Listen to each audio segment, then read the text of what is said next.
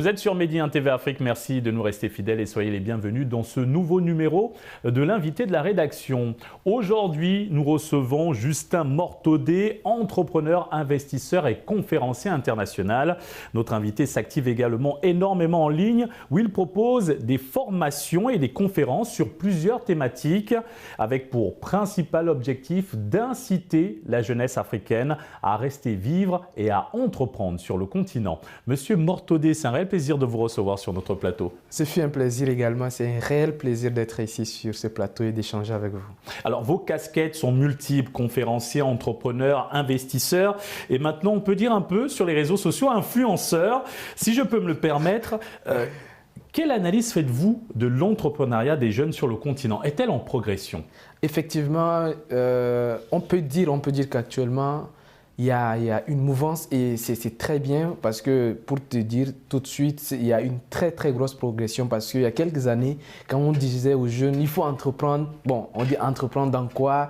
Et là, c'est un plaisir avec tout le travail que nous sommes en train de faire sur les réseaux sociaux. De plus en plus de jeunes se lancent, même si beaucoup sont salariés. En fait, l'esprit entrepreneurial est déjà en place. Donc ça, c'est déjà une très grosse progression.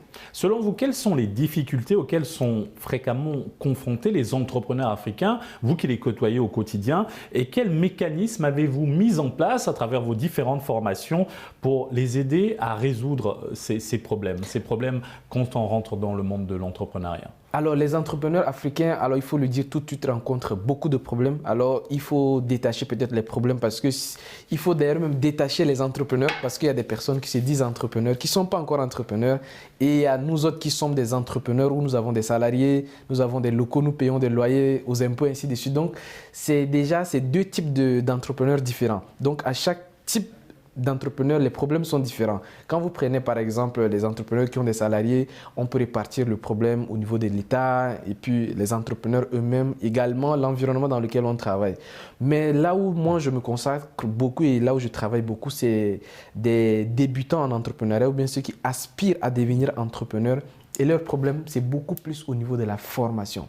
Les gens ils pensent qu'il faut juste se lancer, mais on se rend compte que la plupart du temps, et ça, ce n'est pas moi qui le dis, 90%, pour ne pas dire plus de 95% des entreprises créées en Afrique meurent juste 5 ans après.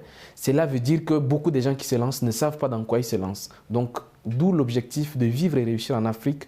Oui, lancez-vous, c'est bien, mais comment? C'est la formation. Et c'est ce que nous sommes en train de faire sur les réseaux sociaux et également en présentiel. Alors la formation est le pilier même de l'entrepreneuriat pour le continent africain. Effectivement, parce que la formation, c'est la base de tout en fait. Quels que soient tous les domaines ont un vocabulaire.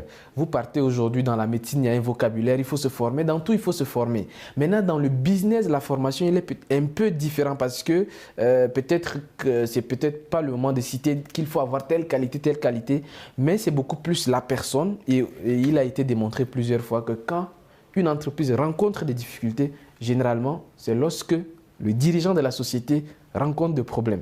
Donc, l'accent est mis sur la personne qui dirige la société. Et généralement, c'est parce que la personne n'est pas outillée, n'a pas beaucoup d'outils, de stratégies pour faire développer son business. Monsieur Mortodé, vous êtes également un investisseur. Quels sont selon vous les secteurs à fort potentiel où la jeunesse devrait s'investir massivement? Alors, moi, je suis dans plusieurs secteurs et d'ailleurs, je peux citer rapidement les secteurs dans lesquels je travaille, à commencer par l'immobilier, qui est un secteur où je travaille dessus il y a longtemps, mais également dans la transformation. Alors, la transformation, quand je dis la transformation, c'est un peu vague, hein, parce qu'on fait tout ce qui est transformation de savon, des fruits et légumes. Transformation, ça va même un peu plus loin quand on parle d'habillement, le style, tout ça, c'est encore de la transformation.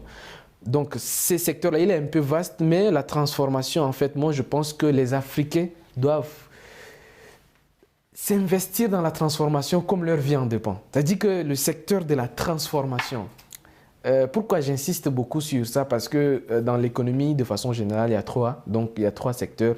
Il y a le secteur primaire, il y a le secteur secondaire et puis il y a le secteur tertiaire. Dans le secteur secondaire, c'est là où on parle de la transformation. Donc, quel que soit ce que vous produisez dans le secteur primaire, si vous le vendez brut, vous ne gagnez pas grand-chose. Donc, voilà pourquoi personnellement, je suis en train de m'activer beaucoup plus dans la transformation. quelque chose, un exemple très banal. En Afrique, on ne transforme presque rien. Et quand vous partez voir les chocolats, tout ce qu'on peut manger au quotidien, ce sont des personnes qui ont pris ça brut. Ils ont fait 2 transformations, ils le revendent à 4-5 fois plus cher. Donc, la transformation de façon générale, je ne peux pas dire un secteur d'activité, mais la transformation générale. Et dans le secteur tertiaire, je recommande vraiment, mais vraiment, ce qui a marché pour moi, c'est le numérique. Monsieur Mortaudet, vous proposez des formations en ligne dans différents domaines. Quel retour avez-vous de vos différentes interventions avec le public? Quels sont les problèmes qu'ils vous soumettent souvent en tant qu'apprenti et aspirant entrepreneur? Alors, on rencontre beaucoup de problèmes et déjà, pour te dire, les premières formations que moi j'ai créées en ligne, en fait, c'était un peu bizarre parce que dans la tête des Africains, le premier problème, en fait, c'est un problème d'identité. La plus grande partie de mes apprenants, en fait, quand tu les dis de payer en ligne, déjà, c'est un concept en Afrique, ça n'a pas été beaucoup développé quand j'organise. Parce que mes formations, j'ai beaucoup de formations en ligne. Donc, dire aux personnes d'acheter des formations en ligne, c'était comme voilà, demander au ciel, je ne sais pas, de descendre sur terre. Donc, beaucoup n'acceptaient pas. Dieu merci, je ne sais pas pour certains, malheureusement, Covid est arrivé. Pour nous autres, ça a été bénéfique parce que c'est là où les gens ont compris qu'il fallait se former en ligne, il fallait se débrouiller en ligne. Et c'est là où nous autres, là, notre message est passé. De dire aux gens, oui, formez-vous en ligne. Ça, c'était la première difficulté que j'ai vue. Donc, même les vieux qui veulent se former déjà, être en ligne, se former avec quelqu'un que tu n'as jamais vu. Alors, maîtriser les outils digitaux. Aujourd'hui, l'informatique est essentielle pour être un bon entrepreneur et pour mieux se former. Mieux se former, il faut absolument maîtriser l'outil informatique et l'outil Internet, en fait. Donc, ça, c'était la première difficulté. Mais là, ce problème est en phase d'être résolu parce que beaucoup sont obligés de se mettre. Et d'autres choses, en fait, qui sont en train de venir parce que j'ai des formations également, par exemple, dans le domaine de la crypto-monnaie. Et là, c'est un autre monde. C'est-à-dire que la difficulté que les gens sont en train de rencontrer, c'est maintenant comment gérer de l'argent que tu ne touches pas. Ça, c'est encore une autre difficulté que je suis en train de rencontrer. Je dis aux gens, oui, aujourd'hui, on peut avoir de l'argent, ne pas toucher, l'utiliser tout simplement, mais c'est encore des problèmes qui sont là. Mais la mentalité évolue, les choses évoluent et de plus en plus, les Africains sont en train de se mettre à la page. Donc, ce sont des problèmes comme ça qu'on rencontre généralement, mais qui sont résolus avec le temps parce que les choses changent. Vous êtes un investisseur, vous prenez des risques et vous venez de parler de crypto-monnaies. Malgré leur forte volatilité, vous donnez des formations allant dans ce sens. Alors, quel est le potentiel des crypto-monnaies pour le développement de l'Afrique? Alors, moi, je pense même que pour vivre et réussir en Afrique demain, c'est de prendre un raccourci. En fait, dans la vie, il y a ces choses-là que nous, les Africains, on a pris. Un raccourci ou une opportunité? Alors, c'est une opportunité très clairement. C'est pour cela que je dis même qu'aux Africains de prendre des raccourcis, en fait. Bill Gates l'a dit plusieurs fois, la richesse, c'est quoi? C'est de savoir où va le monde et de faire partie des tout premiers ou bien d'être le premier arrivé là-bas. Donc ça, c'est des choses que ceux qui l'ont compris, y compris moi, il y a 2 ans en arrière, quand on parlait des cryptos, les gens ils nous voyaient comme... Mais aujourd'hui, en fait, on voit les résultats, ils sont là. Donc moi, ce que je dis aux gens, il y a une très, très grosse opportunité qui est là et que nous, les Africains, nous devons absolument utiliser les cryptos comme un raccourci parce que nous avons perdu plusieurs révolutions. Il y a des choses qui se sont passées, nous on dormait. Mais avec la crypto-monnaie, il est temps que les jeunes comprennent ça et prennent le raccourci, mais le plus court possible pour rattraper, en fait. Si on prend ces raccourcis des crypto-monnaies, là, on peut rattraper, mais un gros retard sur les autres continents, en fait. Avant de parler, bien sûr, de raccourcis, revenons un peu à votre analyse sur le terrain. Vous avez fait plusieurs pays en Afrique de l'Ouest. Selon vous, que pensez-vous des politiques mises en place sur le continent, particulièrement en Afrique de l'Ouest, pour faciliter l'entrepreneuriat des jeunes et l'autonomisation des femmes et des jeunes filles? Alors, l'un des problèmes que les gens rencontrent beaucoup, les États, alors pas des gens, mais les États rencontrent beaucoup, c'est l'immigration, en fait. Parce que les États veulent construire des systèmes, et il y a même des systèmes, par exemple au Sénégal, il y en a beaucoup, il y a la DER, il y a FONGIP, en fait, il y en a. Donc on ne peut pas dire que l'État n'a rien fait. Ça, c'est, voilà, il faut être honnête, il y a des choses qui sont faites. Maintenant, de quelle manière? Est-ce que les jeunes en profitent vraiment? Et c'est là où je parle de l'immigration, en fait. Les jeunes, le problème, moi je pense que c'est bien déjà de mettre la dette, de financer les jeunes, ainsi de suite, c'est très bien. Maintenant, le premier travail qu'il faut faire, c'est sur le mental des jeunes. Parce qu'aujourd'hui, la plupart des jeunes pensent que la richesse ou l'argent se trouve à un endroit. C'est faux. L'argent ne se trouve pas en France, l'argent ne se trouve pas en Europe, l'argent ne se trouve pas en Afrique, l'argent se trouve dans ta tête.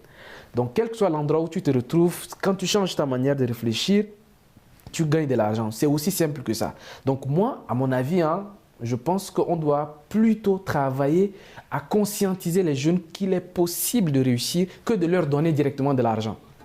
Pour moi, en tout cas, à mon humble avis, quand même, je pense que de distribuer de l'argent, on dit OK, on aide les jeunes, les femmes, ainsi de suite. Il y a un travail à l'avance qu'il faut faire, qui est un travail psychologique à faire et un travail de mental, de mindset à faire avant de donner de l'argent aux gens. Donc, c'est là où moi, je rebondis en disant qu'il vaut mieux apprendre aux gens à pêcher plutôt qu'à leur donner du poisson. Et je suis sûr que si on arrive à bien conscientiser, à bien former les jeunes, l'État n'a pas besoin de donner de l'argent aux jeunes avant qu'ils l'entreprennent. Merci Justin Mortaudet pour cet éclairage. Nous rappelons que vous êtes entrepreneur, investisseur et conférencier international. Merci beaucoup. Et merci à vous d'avoir suivi cette émission. Très bonne suite des programmes sur Média.